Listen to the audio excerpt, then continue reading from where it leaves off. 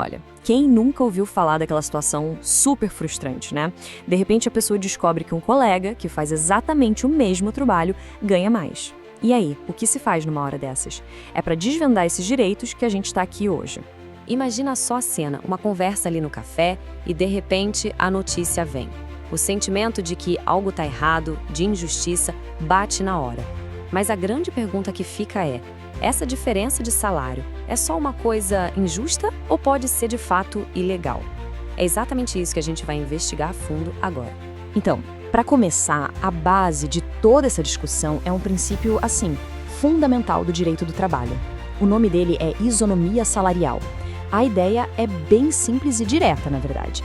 Se o trabalho é igual, o pagamento também tem que ser igual. Ponto. E esse princípio tem um nome oficial na lei, sabe? É a tal da equiparação salarial, que está lá no artigo 461 da CLT. E o que ela faz? Ela garante o direito de um trabalhador ter o salário igualado ao de um colega, que a gente chama de paradigma, desde que, claro, o trabalho que os dois fazem seja, na essência, o mesmo. Mas não é tão simples assim. Para esse direito valer, não basta só achar que o trabalho é parecido. A lei é bem clara e exige que alguns requisitos específicos sejam cumpridos. Dá para pensar nisso como um checklist, sabe? Todos os itens precisam ser marcados. São 4 pontos cruciais, na verdade. Primeiro, a função tem que ser idêntica. Segundo, para o mesmo empregador e no mesmo local de trabalho. Terceiro, o trabalho precisa ter o mesmo valor. E por último, a diferença de tempo de casa entre as duas pessoas não pode ser muito grande. Bora detalhar cada um desses pontos agora? E aqui, olha, tem um ponto que é chave. E quem diz isso é o próprio Tribunal Superior do Trabalho. Não interessa o nome chique que está no crachá ou na carteira de trabalho, tipo analista júnior ou assistente pleno. O que a justiça vai olhar de verdade são as tarefas do dia a dia. Se na prática as atividades e as responsabilidades são as mesmas, então, para a lei, a função é idêntica. Certo. E o que quer dizer esse tal de trabalho de igual valor? Bom, a lei quebra isso em 2 partes. A primeira é a produtividade, ou seja, entregar uma quantidade parecida de resultado. A segunda é a perfeição técnica, que nada mais é que a qualidade do que é feito. E o detalhe é, os dois precisam ser equivalentes. Para fechar o checklist, vamos falar do tempo de serviço. E aqui tem 2 limites que têm que ser respeitados juntos, ok? A diferença de tempo exercendo aquela função específica não pode passar de 2 anos e a diferença de tempo total na empresa não pode ser maior que 4 anos. Se qualquer um desses limites for estourado, aí já não dá mais para pedir equiparação. Ok, mas agora muita atenção. Como quase toda regra, essa também tem as suas exceções. É super importante conhecer as situações que podem, digamos, bloquear um pedido de equiparação, mesmo que todos aqueles requisitos que a gente viu pareçam estar certinhos. E a principal barreira, o principal obstáculo, geralmente é o tal do plano de cargos e salários.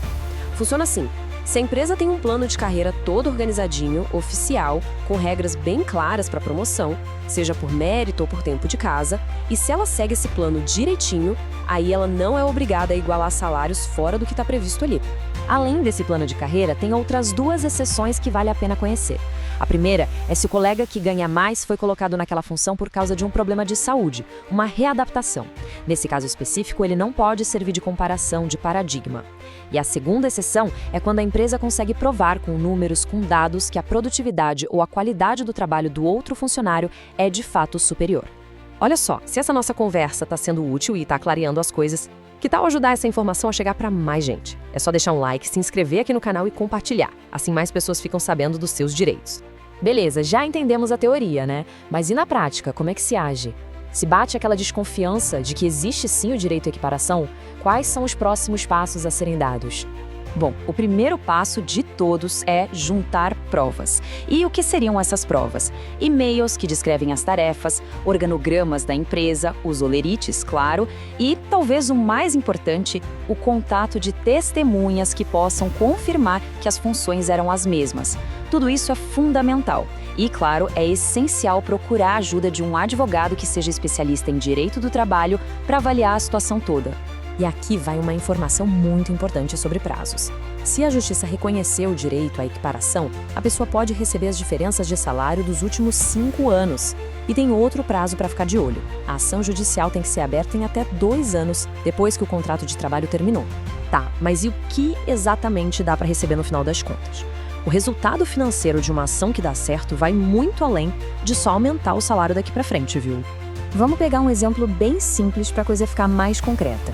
Imagina aí uma diferença de R$1.000 por mês no salário. Se a gente multiplicar isso por 5 anos, já dá R$60 mil. Só que não para por aí não.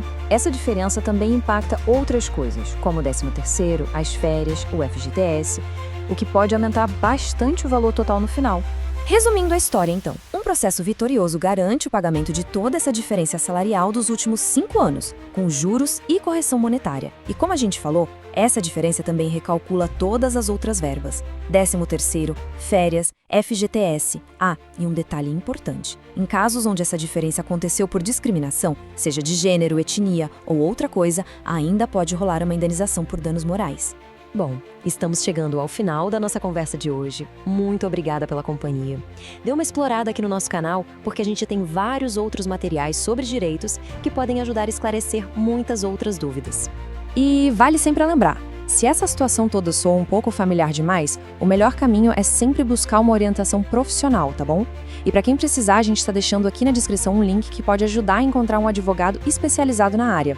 E para fechar de vez, fica uma reflexão no ar.